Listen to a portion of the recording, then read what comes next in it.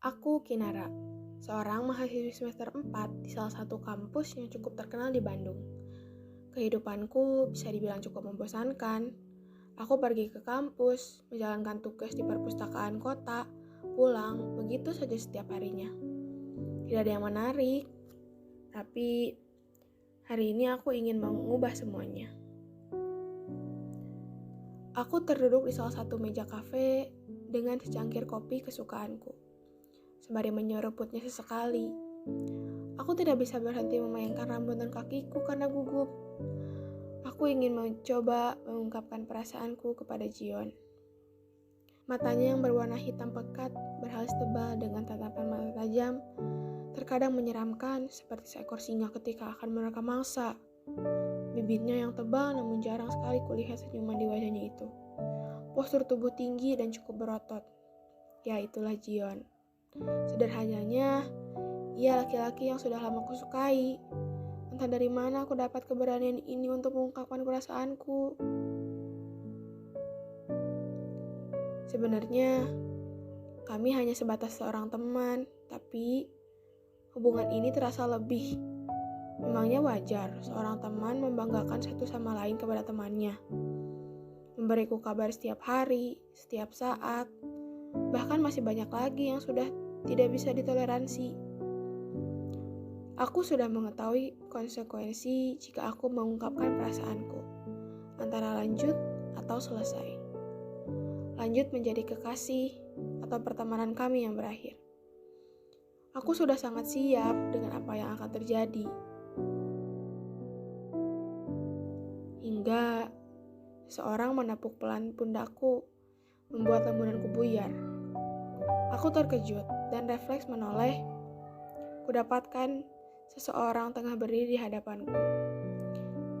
Seorang lelaki berkacamata dan rambutnya warna hitam pekat. Dengan senyuman yang memikat, mampu membuat siapapun yang melihat senyuman itu terpikat. Ia Celo, kakak satu tingkat di atasku. Banyak yang bilang jika ia seperti superstar di kampus, multitalenta dengan ahli di berbagai bidang. Tapi seperti kata pepatah, semakin terang cahayanya, maka semakin gelap bayangannya. Banyak desas-desus yang mengatakan jika Celo adalah anak dari hasil hubungan gelap. Dan ia juga buta warna. Aku tidak peduli, karena menurutku manusia memang tidak ada yang sempurna.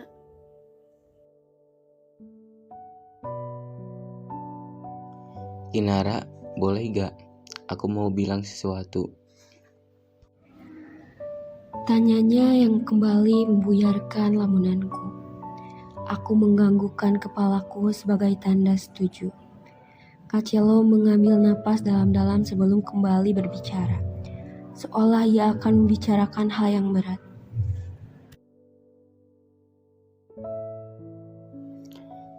Begini, Kinara.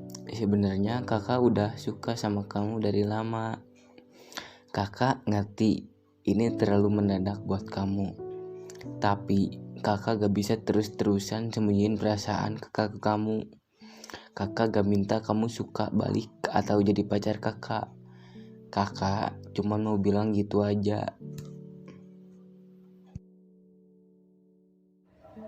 Celo bergegas pergi dan menyerahkan sekotak susu. Ia pergi diiringi senyuman indah miliknya, meninggalkanku sendirian yang masih diliputi rasa kebingungan. Batinku terus saja bertanya-tanya, sebenarnya apa yang terjadi? Rasanya ini seperti mimpi, seolah tidak nyata, tapi ini memang kenyataan.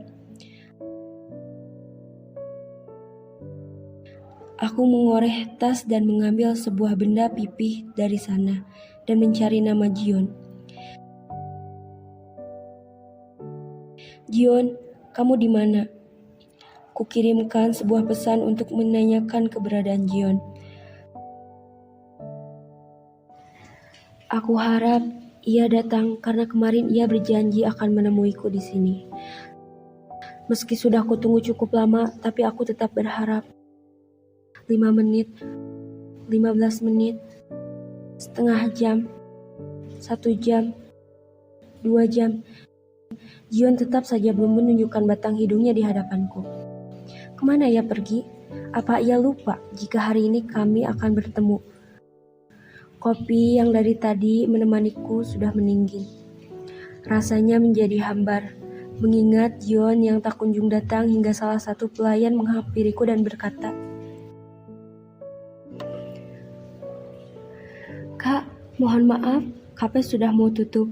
Kakak bisa cari tempat lain," ucapnya pelan sambil sedikit membungkukkan badan. Aku tersenyum dan meminta maaf karena membuat karyawan pulang lambat. Dengan berat hati, ku tinggalkan kafe bersama rasa sakit yang menusuk ini. Rasanya sakit. Aku tahu ini tidak memiliki hubungan yang lebih, tapi pantaskah ia tidak datang tanpa memberiku terlebih dahulu? Getaran di dalam tas membuatku berhenti dan mencari sumber suara. Ternyata ada balasan dari Jion. Kinara, maaf, lupa nggak ngasih tahu. Gue nggak bisa datang karena lagi futsal sama teman-teman. Air mata yang dari tadi kutahan akhirnya lolos dari mataku. Aku menangis. Bisa-bisanya Jion tidak mengabariku sama sekali. Aku terduduk di pinggir jalan karena lututku terasa begitu lemas dan tidak memiliki energi sedikit pun untuk berdiri. Aku tidak peduli tatapan aneh orang-orang yang berlalu lalang. Sampai kurasakan ada seseorang berjongkok tepat di depanku. Sekali lagi, dia adalah Kacelo. Kinara, kamu kenapa menangis? Mukanya begitu panik. Aku semakin tidak bisa menahan diriku. Aku mendekatinya dan memeluk dengan isak tangis yang masih terdengar.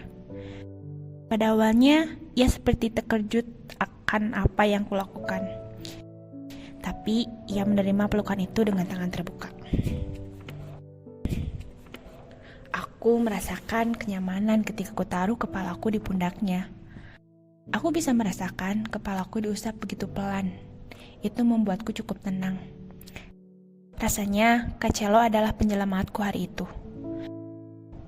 Kacelo mengajakku untuk berdiri dan pergi ke tempat makan sekitar untuk duduk. Kacelo memesankan secangkir teh lemon hangat lalu menyodorkannya kepadaku. Minum, pasti kamu kedinginan. Tintahnya. Aku menerima secangkir teh itu dan merasakan kehangatan yang langsung menjalar ke seluruh tubuhku. Dari ujung mataku, kulihat Kacelo yang masih panik karena melihatku menangis di tengah jalan. Kamu kenapa, Kinara? Tanyanya. Aku terdiam sejenak. Haruskah aku ceritakan semuanya? Tentang hubunganku dan Jion? Tentang kejadian tadi yang membuatku hancur? Bisakah aku percayai manusia ini? Kacelo berdiri. Ia hendak pergi.